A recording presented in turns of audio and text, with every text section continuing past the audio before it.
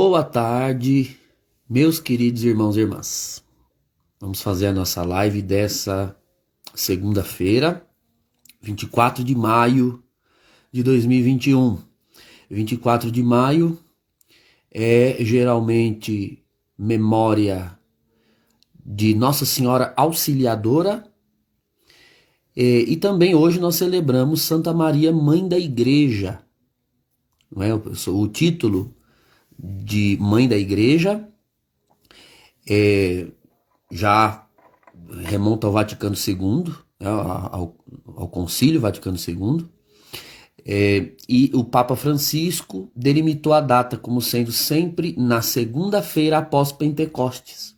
Então, como celebramos Pentecostes ontem, temos hoje esses dois títulos marianos para honrar, não é? Nossa Senhora Auxiliadora e Nossa Senhora Mãe da Igreja. Realmente o mês de maio tem essa riqueza. Vou esperar mais algumas pessoas entrarem para nós falarmos do assunto de hoje. Você se lembra que na segunda-feira passada eu havia prometido tratar das aparições de Fátima, não é? De todas elas um pouco. Como ontem foi dia de Pentecostes, hoje eu quero falar um pouco sobre dom de línguas, dom das línguas, tá? Então esse vai ser o assunto de hoje. E aí na segunda que vem, ainda é dia 31, por sinal também será uma festa mariana, né? A festa da visitação de Nossa Senhora. Então na semana que vem eu pretendo fazer até uma live um pouco mais longa a respeito das aparições de Fátima e dos males da Rússia, né? Sobre os quais ela falou e contra os quais ela desferiu uma denúncia. Mas hoje eu quero falar sobre dom de línguas. Então, se você sabe de pessoas que querem aprender mais sobre isso, que têm dúvidas, que têm desejo de fazer perguntas, esclarecer o assunto, clica aí no aviãozinho que tem aí embaixo e envia o link da live para quantas pessoas você puder, porque daqui a alguns segundos nós vamos falar sobre dom de línguas, tá certo? Recebi perguntas a respeito desse assunto, tem pessoas que têm dúvidas, vamos esclarecer as dúvidas a respeito de dom de línguas ou dom das línguas, tá? Isso aqui também daria uma live bem longa, mas nós não vamos ter tempo aqui. Eu quero apenas esclarecer um ou dois pontos, coisa breve, a respeito desse dom, para aqueles que querem compreendê-lo um pouco melhor, até porque a primeira leitura de ontem falou sobre a manifestação de línguas. Tem pessoas que ficam incomodadas com manifestação de línguas, não entendem do que se trata, enfim. Então nós vamos falar sobre isso. Vamos esperar entrar mais pessoas. Avise lá, chame lá as pessoas. Olha, o Padre Douglas vai falar sobre dom de línguas. Então, presta atenção lá, manda aí o link e chame pessoas para acessar. Eu quero, antes de começar o assunto, agradecer aos os novos seguidores aqui no Instagram. Muita gente passou a seguir o meu canal depois que me viu, que depois de ver vídeos meus em outros canais, sempre compartilham, não é? E acho que semana passada pegaram um trecho de uma fala minha lá no Mitos de Batina, né? Bastante interessante essa página. E aí colocaram lá uma fala minha e agradeço aos administradores do Mitos de Batina por fazerem o compartilhamento e também deixarem lá o endereço das minhas mídias. Então eu peço a você que está aqui no Instagram que ingresse nas outras mídias também, tá? Se inscreva lá no meu canal do YouTube, Padre Douglas Pinheiro, dá essa força aí pro padre. Também aqui no Instagram já tem bastante gente seguindo. Tem lá Padre Douglas Pinheiro no Facebook também. Curta lá, compartilhe os vídeos. E tem o meu site, tá? www.padredouglaspinheiro.com.br. Beleza? Muito bem. Vamos ao assunto de hoje. Dom das línguas. Eu sei que tem pessoas que se incomodam, né, com esse assunto, com esse dom. E justamente por isso é importante falarmos a respeito. Primeiro sobre a existência, validade ou pertinência do dom.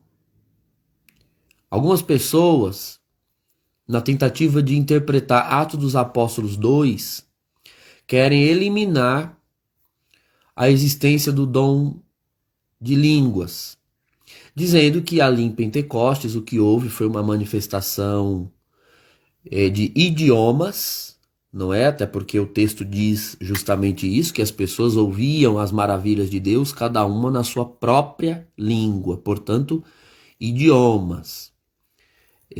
Muito embora o texto diga que as pessoas ouviam na sua língua.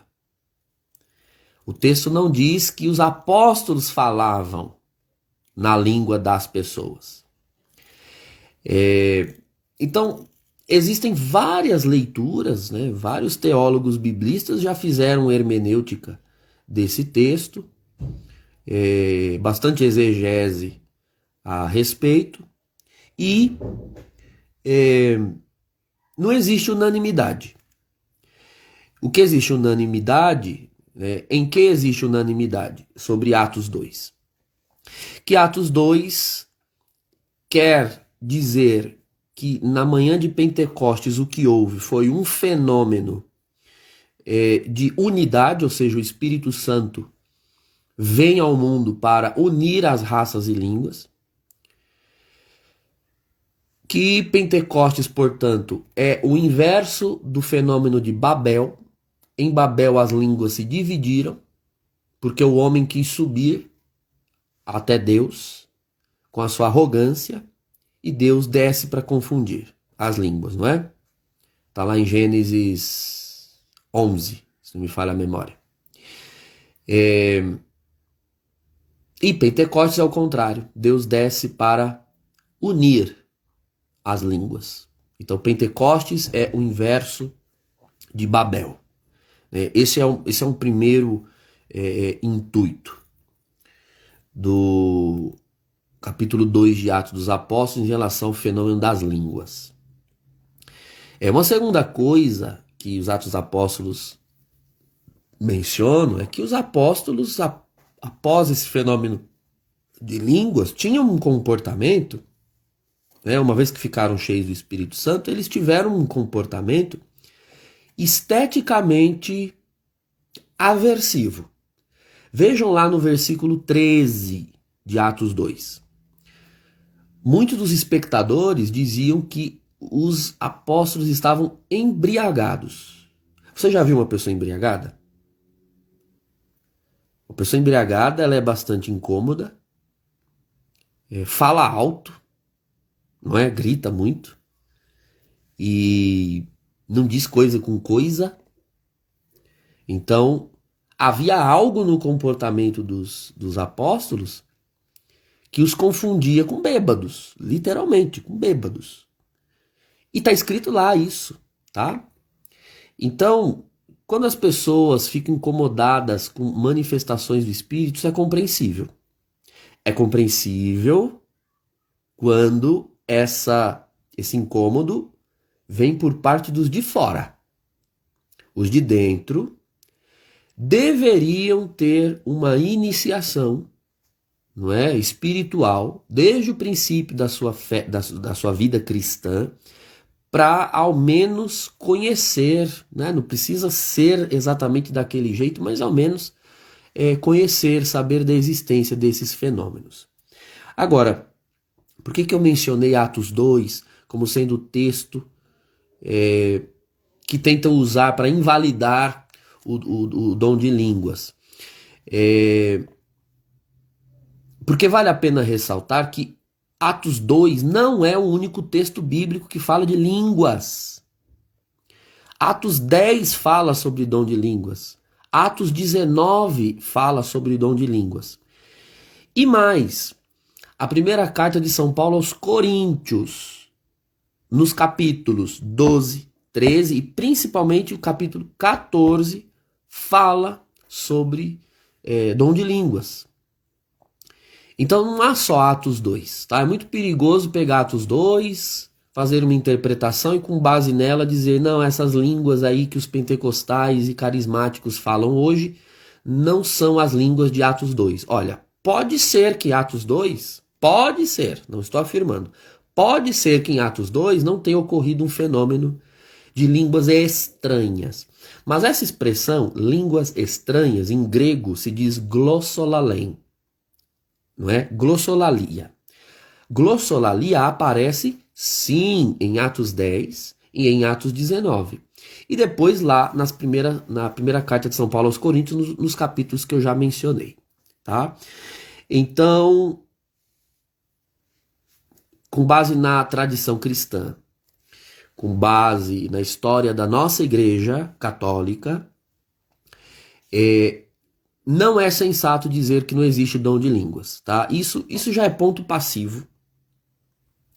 Um católico sincero, que ama a sua igreja, que ama a tradição e conhece a história da igreja, sabe perfeitamente que não é possível reprimir esse fenômeno com base no magistério, na tradição, na escritura. Não é.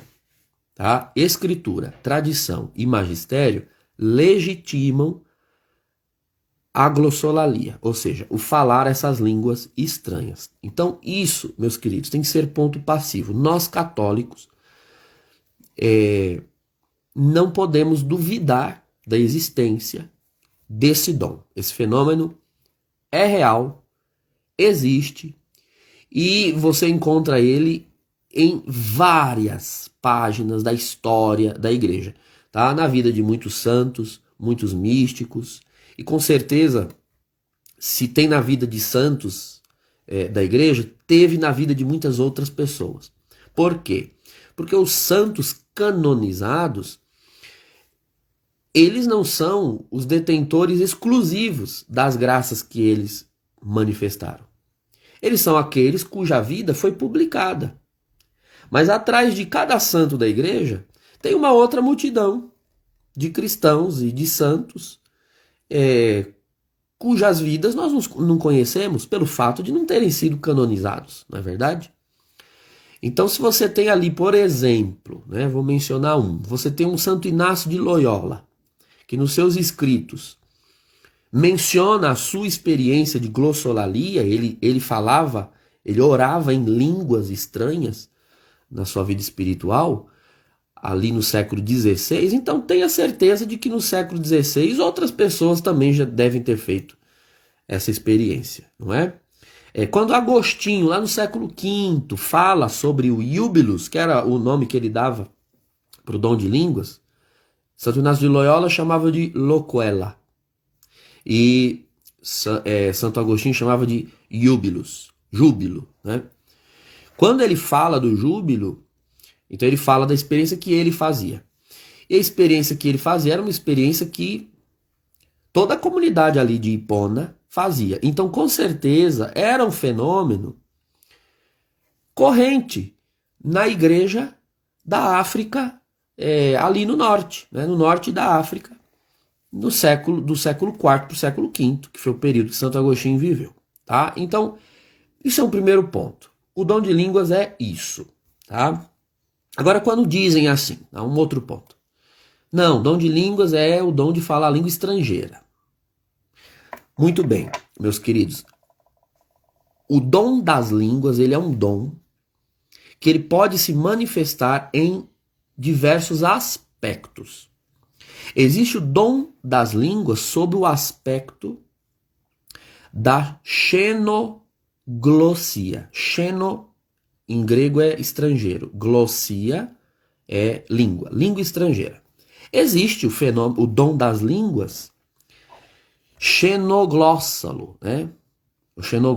A xenoglossia, que é o dom de falar uma língua estrangeira sem nunca tê-la estudado, tá? Ou o dom de entender uma língua estrangeira sem nunca tê-la escutado. Esse dom, ele é narrado na vida de muitos outros santos. São Francisco Xavier, São Domingos de Gusmão, São Vicente Ferrer. E se tem na vida desses santos, como eu disse há pouco, com certeza outros missionários, outros cristãos viveram e a gente não sabe porque eles não foram canonizados e não tiveram, portanto, suas vidas publicadas. Os santos canonizados são evidências pontuais na história, para que nós tenhamos acesso. Eu, por exemplo, já vivi uma experiência de xenoglossia. Tá? Eu já vivi. Em 2017, em Pentecostes, inclusive, Pentecostes de 2017, eu estava em Roma, para o jubileu dos 50 anos da renovação carismática católica. E lá eu vivi uma experiência de xenoglossia. Não vai dar para contar toda a história aqui, mas houve uma situação em que eu entendi pessoas que falavam línguas nativas que eu não conheço. Tá? Então, dois idiomas que eu me recordo, a pessoa falava alemão e outra pessoa falava croata. E eu entendi o que elas disseram. Não me pergunte como. Eu simplesmente entendi. E eu não falo bulufas de alemão e nem de croata. Né? Falo inglês, falo espanhol, falo um pouco de italiano, mas alemão e croata, principalmente croata, né? Uma língua lá do leste europeu, não falo, mas entendi perfeitamente o que a pessoa disse e eu falando em português fui compreendido por elas. Então houve um fenômeno como esse da manhã originária de Pentecostes. Então esse dom existe, a xenoglossia. Mas não tem só dom das línguas em xenoglossia. Tem dom das línguas em glossolalia. Essa palavra glossolalia, glossa língua, né, como eu disse há pouco, traduzi há pouco. Lalém, essa palavra lalém, ela não tem tradução. Ela é o que ela própria vocaliza, né? Glossa lalém é a língua falando lalém, lalém, lalém, entende? A intenção da língua grega era justamente se referir à sonoridade emitida pela glossa, pela língua. Então, língua estranha, língua lalém, língua que fala blá blá blá, que fala coisas estranhas. De onde vem esse fenômeno? Esse fenômeno de falar língua estranha em uma atividade espiritual, ele é anterior ao próprio cristianismo. Tá? Ele existe em religiões pagãs. Ai, padre, então glossolalia é uma coisa pagã? Não, não é pagã. A nossa glossolalia não é pagã. Se você achar que tudo que já existia no paganismo não pode existir no cristianismo, então nós não vamos ter sacerdote, nós não vamos ter altar, nós não vamos ter sacrifício, nós não vamos ter orações, porque tudo isso os pagãos já faziam, não é? Os pagãos antes do cristianismo oravam, faziam sacrifícios de animais, tinham lá os seus sacerdotes, né? Os índios tinham os seus pajés, os africanos tinham os seus babalaôs, os celtas tinham os seus druidas, as suas bruxas, etc. Isso é o que a gente chama de padrão antropológico da religião. Não é onde há ser humano praticando religião, haverá essa atividade, esse comportamento, porque é o modo humano de se conectar com o sagrado. A glossolalia também existe em religiões pagãs, assim como esses outros padrões antropológicos, né? Essas outras categorias antropológicas. Você já deve ter visto, por exemplo, os índios aqui do Brasil, os guaranis, os yanomamis, nas suas festas, dançando e emitindo sons incompreensíveis. Oh, oh, oh, oh. Ei, ei, ei, ei, ei, ei. Eles ficam andando, dançando assim, não é? E ficam dançando assim, não é? Vocês já viram? Vídeos, filmes, então, isso é glossolalia. Não dom das línguas, calma, estou explicando primeiro o que é glossolalia. Os gregos tinham os seus oráculos, principalmente do deus Hermes. Eles acreditavam que Hermes tomava a consciência do oráculo e o oráculo começava a falar palavras incompreensíveis. Era uma coisa assim. Tem uma cena naquele filme 300, já assistiram? Dos espartanos, né? Em que os sacerdotes ali gregos entorpecem uma mulher e ela entorpecida começa a dizer palavras incompreensíveis. E aí o sacerdote tem o dom de interpretar o oráculo de Hermes e dizer o que o Deus estava falando na boca do oráculo. Daí vem a palavra hermesneutikos, né? É o intérprete de Hermes. A gente usa esse termo em ciência, né? Na teologia a gente usa bastante. Hermenêutica. Hermenêutica é a interpretação de alguma coisa. Muito bem.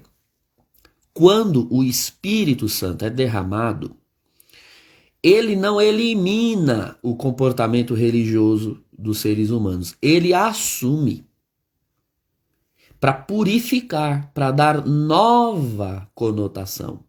Assim como na fé judaico-cristã, Deus, ao se revelar, ele não eliminou o sacerdócio. Né? Existiam sacerdotes pagãos? Sim. Mas no judaísmo e no cristianismo, Deus assume o sacerdócio e institui o seu sacerdócio. Então, no judaísmo, tem uma tribo sacerdotal, que é a tribo de Levi. No cristianismo, nós temos o sumo e eterno sacerdote, que é Jesus Cristo, que transmite a participação do seu sacerdócio para os apóstolos e para os seus sucessores, não é? Sacerdócio, altar, sacrifício, oração. Então, glossolalia é um fenômeno assumido por Deus na nova aliança.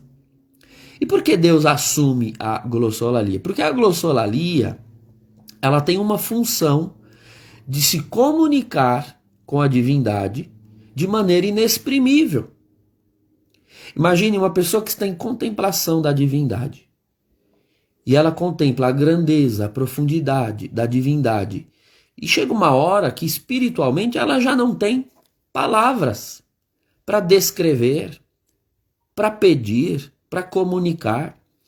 Então, quando faltam as palavras, só resta a pessoa orar sem palavras. E existem duas formas de orar sem palavras. Existe a oração sem palavras para aquém da linguagem, ou seja, a linguagem é uma expressão verbal. Faltando as palavras, então eu posso orar sem palavras aquém da linguagem, que é o silêncio. O silêncio é uma oração sem palavras. A minha mente só contempla. A minha mente pensa, se alegra, mas não elabora mais palavras, porque eu não as tenho mais. Então, silêncio. Isso é orar sem palavras para aquém da linguagem. Agora, existe uma forma de orar sem palavras para além da linguagem, que é a glossolalia. Não tenho mais palavras, só me resta deixar a mente pensar, meditar, contemplar, mas eu não tenho o desejo de parar de falar. Eu quero falar, eu quero expressar, eu quero extravasar o louvor, o anseio, o desejo, a paixão. Então a pessoa ultrapassa a linguagem formal. Ou ela fica aquém da linguagem formal em silêncio, ou ela vai para além da linguagem formal em glossolalia. E ela vai emitindo sons que são incompreensíveis para ela e para qualquer um que escute em volta. Porque a intenção daqueles sons não é comunicar algo. A intenção daqueles sons é sim comunicar, mas não o que a mente possa elaborar, mas o que o coração possa sentir. Isso é um modo humano de se comportar, que não tem para que ficar de fora da vida de oração. Sabe por que é um modo humano? Porque é próprio do ser humano se comunicar por sons e não apenas por palavras. Eu vou emitir alguns sons aqui. Eu não vou dizer nenhuma palavra, mas eu vou emitir sons. E vocês vão entender todos os meus sons, embora eu não diga palavra nenhuma. Tá bom? Aham. Aham. Aham. Aham. Hum. Hum. Hum.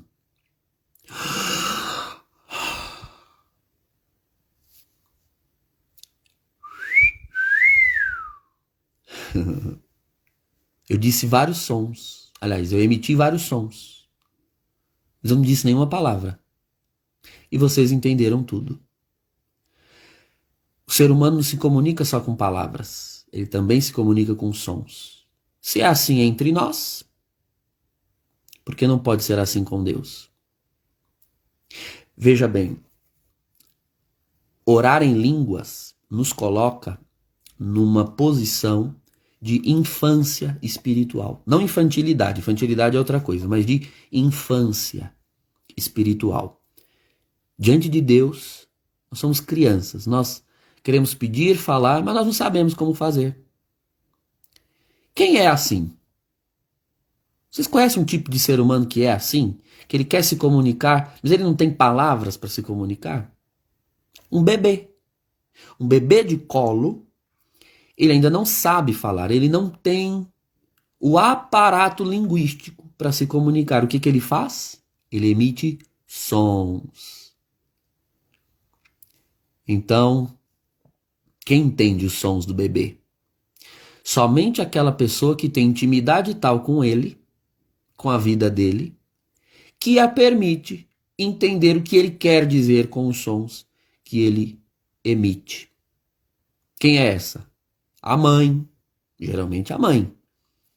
Mas se tiver ali a avó que cuida, uma babá que cuida, o pai que cuida, dependendo do nível de intimidade cotidiana com aquele bebê, essa intimidade permite que aquele que ouve os sons, ou seja, o pai, a mãe, o avô, a avó, enfim, compreenda o que ele quer dizer. Ele não diz, mas ele quer dizer, e é compreensível.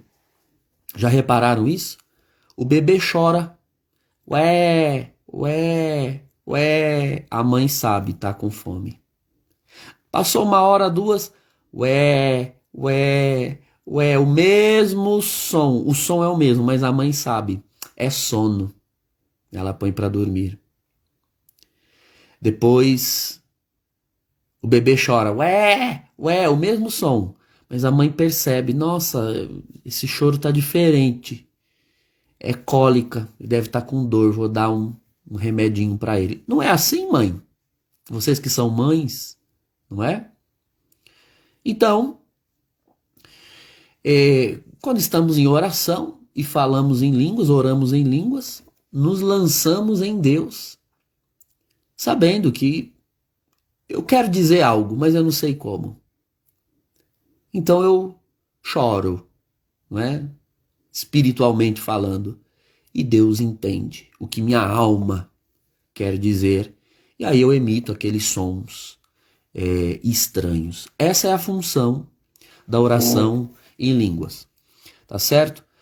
Teria muita coisa a dizer sobre esse assunto, tá bom? Muita mesmo, mas o nosso tempo aqui é curto e espero ter colaborado para que você entenda um pouco da dinâmica do dom das línguas, tá certo? Compartilhe o vídeo, mande para outras pessoas, para que elas também possam compreender a validade, a existência e a função do dom das línguas. Que o Espírito Santo de Deus nos replene, nos encha sempre e nos conduza a uma vida espiritual cada vez mais perfeita. Por intercessão de Santa Maria, Mãe da Igreja, e de Nossa Senhora Auxiliadora. Abençoe-vos o Deus Todo-Poderoso, o Pai e o Filho e o Espírito Santo. Amém. Deus abençoe a todos.